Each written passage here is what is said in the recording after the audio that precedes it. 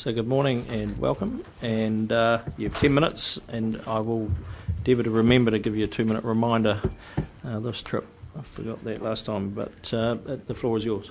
Shall I just wait for everyone to receive a copy of my notes?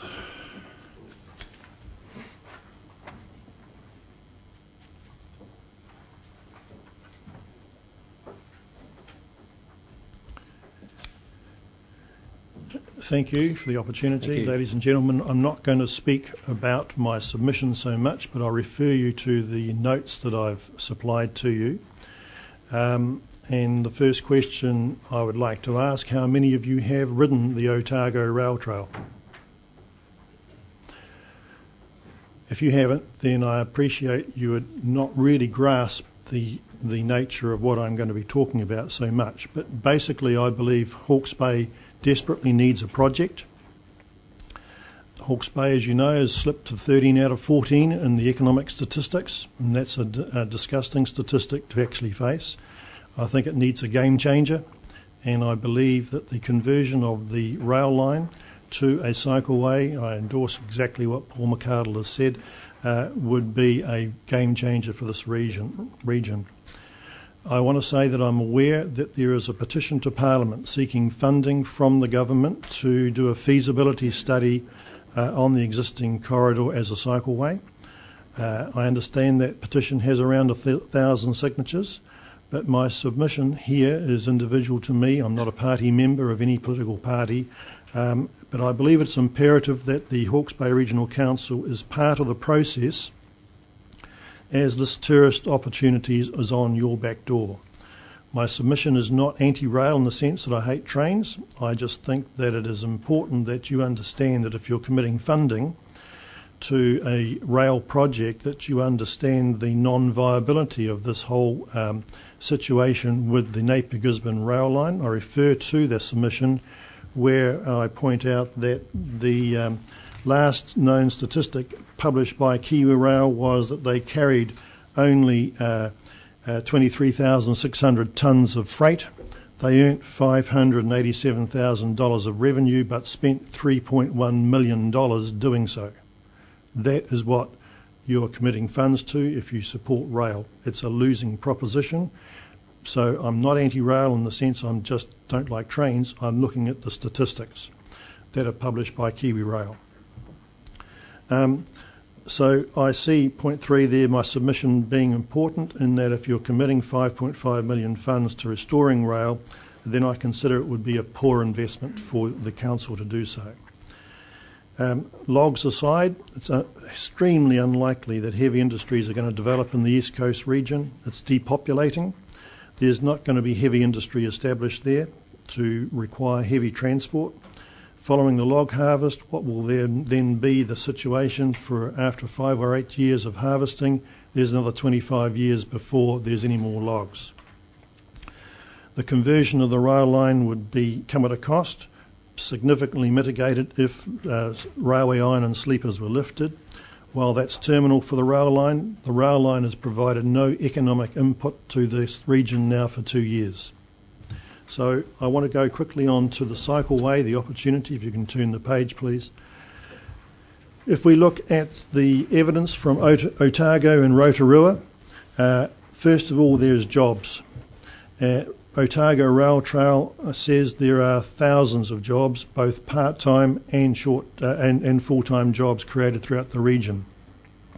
These would include, if there is a cycle rail in place, bike hire, bag transport, trail support, accommodation providers including farm stays, cleaners, food and drink outlets, restaurants, cultural and history displays, tourist camping, tourism guides and operators, buses, trucking of bikes, etc. Some people report that in the Otago Rail Trail that 50% of farm incomes are due to cyclists. It's unique. Because the trail sits between the two airports, it is unique and follows fly-in, fly-out advantages. Rotorua is another model to go by. I quote the New Zealand Herald, January 2017, 2012, where it points out that cycling in the Whakawererera forest brings in up to 5 times more income than exporting the logs. Think about that. Mostly, there's been a dramatic increase in tourists arriving direct because they have an international airport there from Australia. Just think what that could do to Hawke's Bay. We have an airport here establishing an international link. That's going to be great for Hawke's Bay. Moteliers will be greatly enhanced because when people fly into either Endpoint, Gisborne or Napier, they're going to stay there first of all. There's food and drink and accommodation is going to benefit. The small towns benefit. Cyclists do divert from the actual cycleway. I've looked online, I've gone through the map and I've added up that outside of Napier and Gisborne there are 18 different places where cycleways could develop along the way, places like Portorino, Kotamari, for example. So the small towns are going to benefit along that route, that 212 kilometre route. And also, I can't see anything better than having steam trains as a base to start off the rail trail, just as in the Tyree Gorge rail trail, rail line down in Otago. Most of that development has been because they transport cyclists to Middlemarch. Why can't we have steam trains or trains of some sort carrying people out to start at, say, Esk? There is a good stop-off point. Gentlemen and ladies, the target audience for this is the baby boomers, as Paul has already mentioned. Wikipedia quotes that baby boomers control over 80% of the personal financial assets and more than half of all consumer spending worldwide. 76 million American children were born between 45 and 64.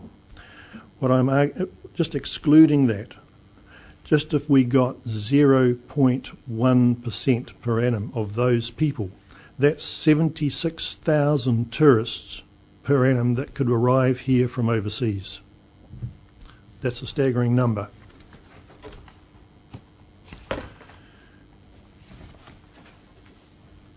The rail corridor is ideal for conversion to a cycleway because it has so many little towns that could grow and develop along the way.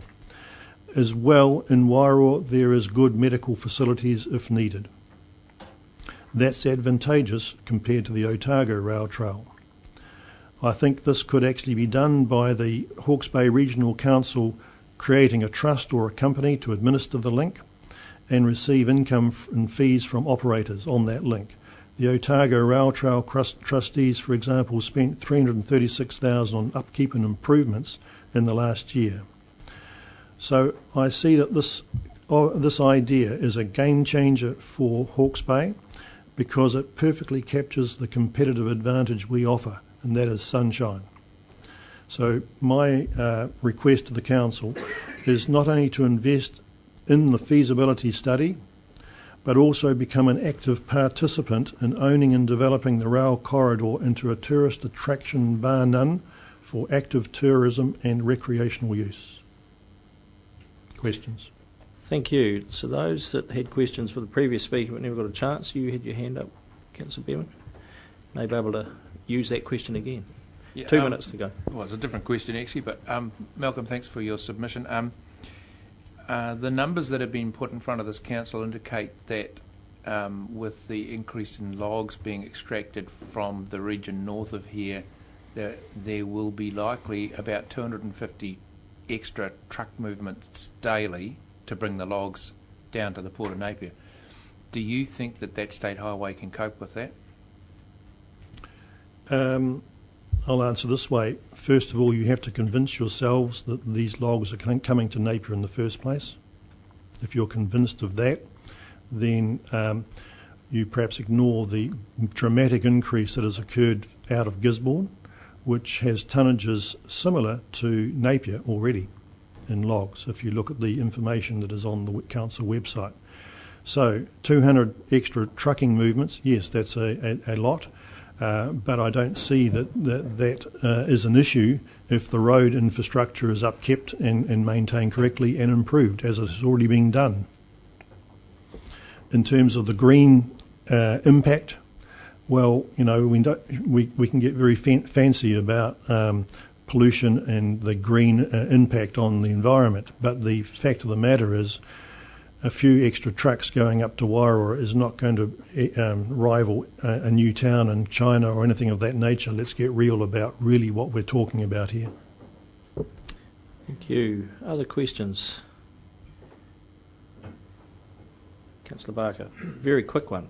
Quick one. Oh, that's always quick. This one will be quick. Given the Regional Council is charged with environmental concerns, how much effort do you think that the Regional Council should be putting into economic development? Because this is what you're asking us to be involved in here. Should the council be involved in more and more in economic development, or should it be cleaning up the rivers and doing those other things? Both. You have a responsibility both sides, and as well the issue is we do have the potential of Parliament funding a feasibility study.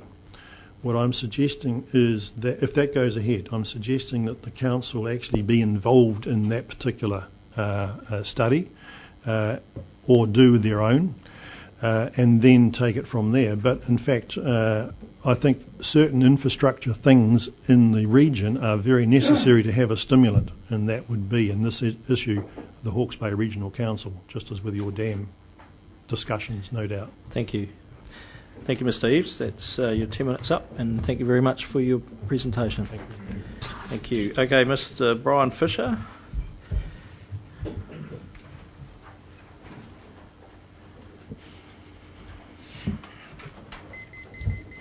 You have 10 minutes, Mr. Fisher, and I'll give you a 2-minute indicator when we're getting close to the end. If you wish us to ask you questions, please consider that in your presentation. So, welcome. Mine should take about 2 minutes, actually. My submission is similar to the previous speakers.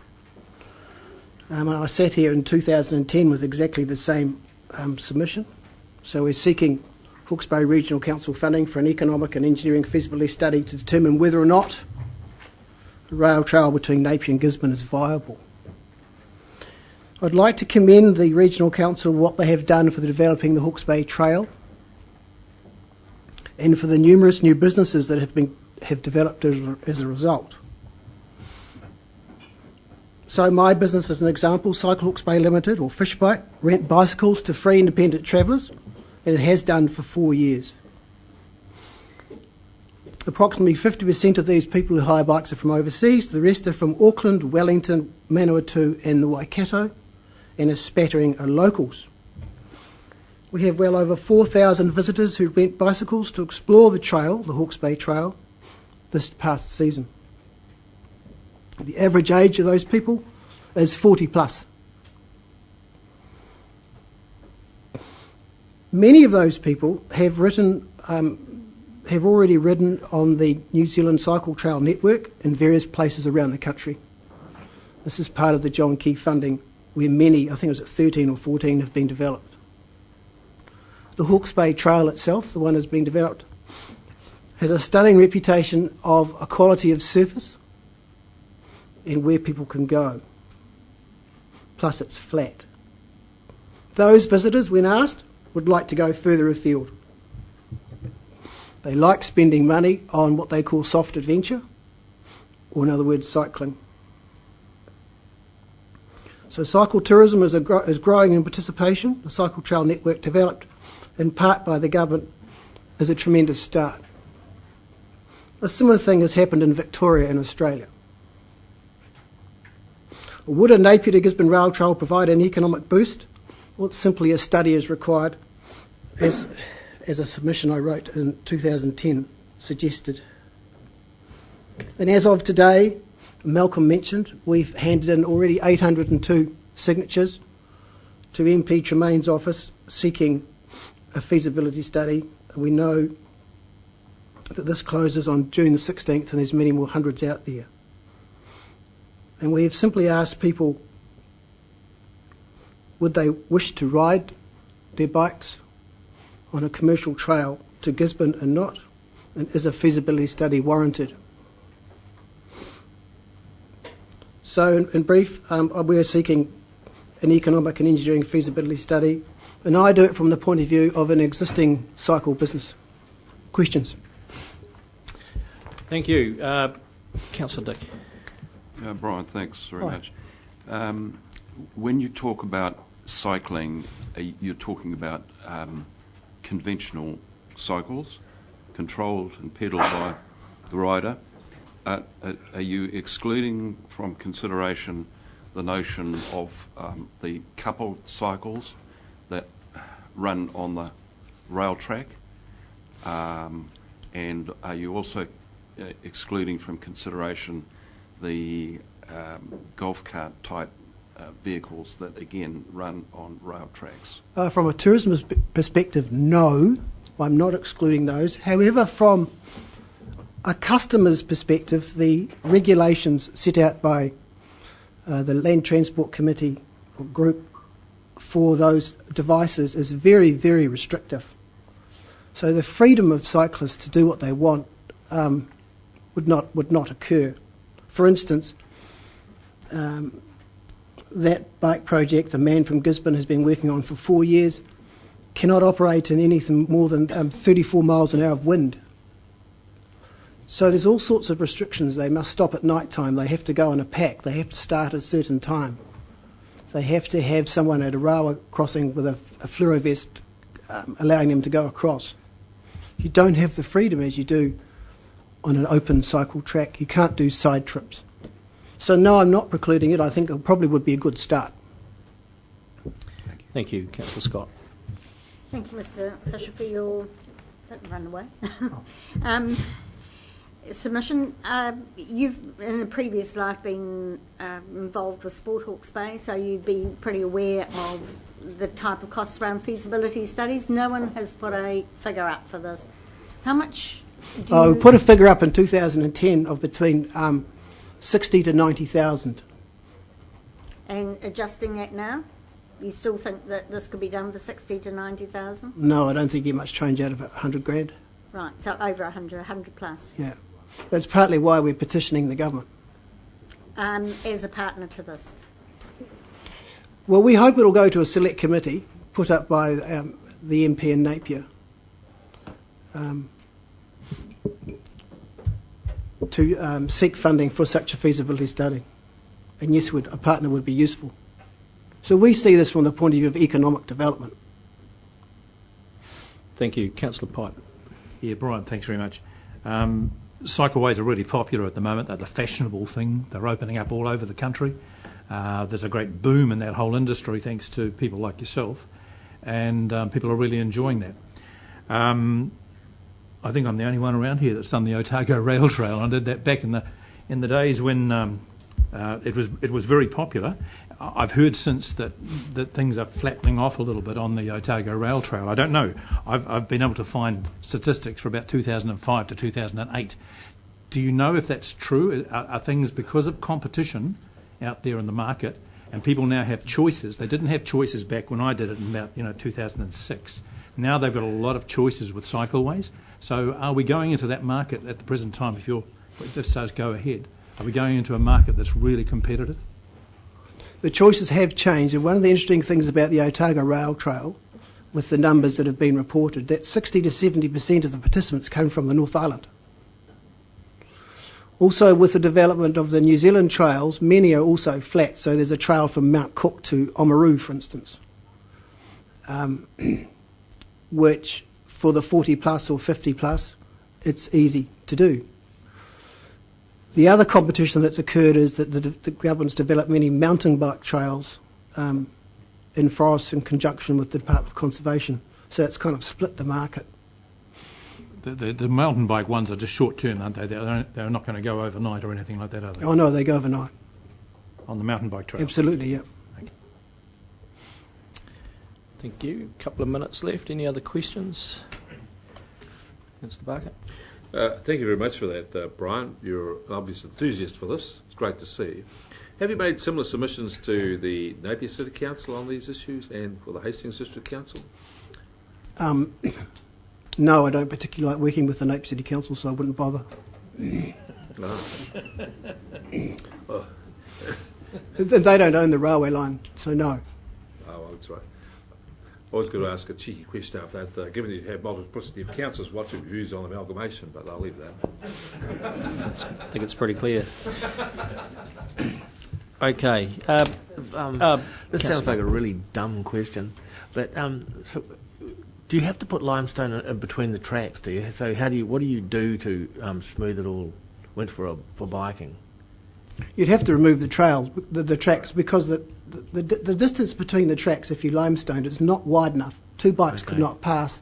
If you fell off the side of a railway line onto existing sleepers and the gravel, it would hurt. So you remove them and put limestone on top. Is that what you do? Yeah, unless you put a whole structure on top of that whole line. But it's actually not wide enough for cycling, for two bikes to pass. And you think that'll cost $100,000 to do all that? No. The feasibility study. So what do you think it'll cost? I have no idea. That's why we're seeking a feasibility study. Thank you. Order. Okay. No further questions. Thank you for your submission.